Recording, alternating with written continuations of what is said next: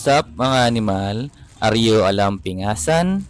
For today's video vlog, ma-birthday kita sa aton Dabarkads. But before kita mag-chat-chat kag mag-storya kuris-kuris sa may birthdayhan, napaship kita sa mga nabaligya ta nga kalo via live selling kag PM Ninja. Nagapati kita po sang una sa mga kasabihan sang aton mga ginikanan, lulo kag lula nga kapag may tiyaga, may nilaga. Isa ini sa mga pinakabaskog nga mga tinaga para sa mga tawo nga wala untat maghimakas, magpursigi, kag magsakripisyo para sa ila nga mga buwas damlag.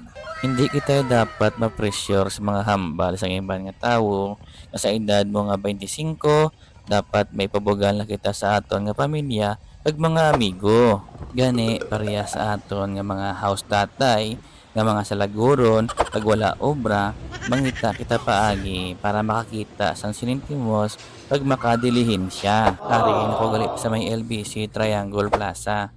Naplastar ko naman di gali ang mga kalo para ipadala ta sa mga tagsa ka mga tag-iya. Nagpasalamat dito permi sa mga tawo nga bakal sa aton sa hindi naton kilala. Grabe ang ilang tiwala sa aton bala. Pagkatapos di sa LBC, madiretso ko anay puli sa balay. Samtang drive ako pa puli sa balay, kabatya ba ko gutom. So sa ako nga paminsar, mabakal ko bananakyo or turon. Timing man sa higad sang dalan, may nakita ako nga baligyaan.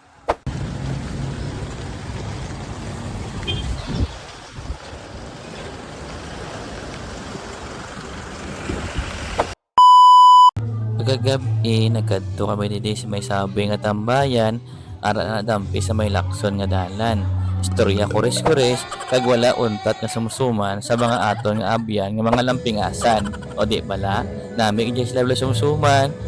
Basta ka pa, bala, imo dyan. Anak ka ng pu.